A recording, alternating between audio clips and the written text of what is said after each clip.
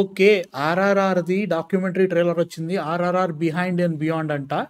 I'm excited. ఎందుకంటే నాకు ఇట్లాంటి డాక్యుమెంటరీస్ చాలా ఇష్టం అన్నట్టు. మొన్ననే ఆ రాజమౌళి గారి డాక్యుమెంటరీ వచ్చింది. I'm very excited on this.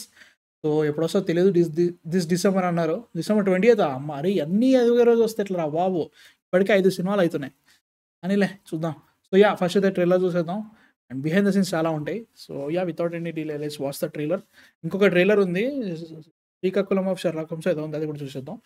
2, 3, 4, 5, 6, oh! 7, 8. Gosh. 12 Always films behind I the made. lens. Never did I once fear Never have I imagined. Like, how the hell are we going to do this? that this is an idea that I can't bring it onto. Husband ఉన్నాడుగా. Okay. Beyond Me the cinema. and my best friend Tarak coming together on the screen. Okay. I was very excited when I got into the set. Long-held dream of bringing two heroes together. I don't try to give any messages. Yeah, it's okay, fine. Give it to me. Oh. Right. Are you guys ready? Ooh. They're all taken aback. RRR. What is this not? Okay. Fight లాగా ఉండాలి, మళ్ళీ dance లాగా ఉండాలి, కథ జరగాలి. Our director on this is a craftsman. He told me it should be something which nobody has seen. RRR to me is roller coaster ride. The most challenging sequence while in editing. One of my favorite experiences. He writes beautifully. The greatest jump. I felt jealous when I looked at Tarak. Okay. Shot not with one tiger but two tigers.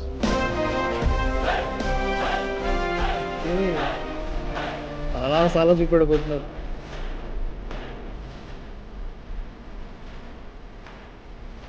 That felt like the conclusion of RRR. Will remain with me for the rest of my life. The most special moment for me in the whole career.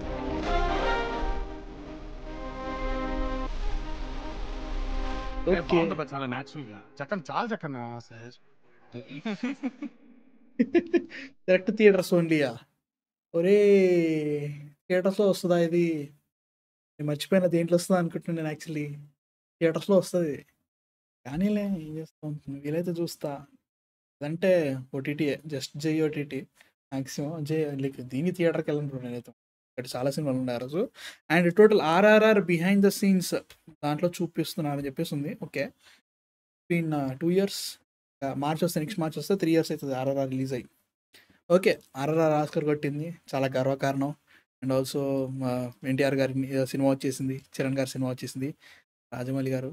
మీరు SSM మీ మీద వాడండి స్వామి దీని మీద. Okay, నాకు అర్థమవుతుంది చేయాలని చెప్పేసి, కరెక్టే. But I want next what SSRMB is going to be. I'm excited. ముందుగా బిహైండ్ ద సీన్స్ దీనికి చాలా ఎక్కువ ఉంటుంది టెక్నికల్. నాకు బాహుబలి ఇలాంటి సినిమాకి ఇలాంటిది ఒక డాక్యుమెంటరీ ఉంటే బాగుండేది. బట్ ఇది దీనికి పెడుతున్నారు కాబట్టి ఐమ్ హ్యాపీ అబౌట్ ఇట్. చూస్తా గ్యారంటీ. ఎందుకంటే ఇలాంటి సినిమాలు, ఇలాంటి డాక్యుమెంటరీలు నాకు చాలా ఇష్టం.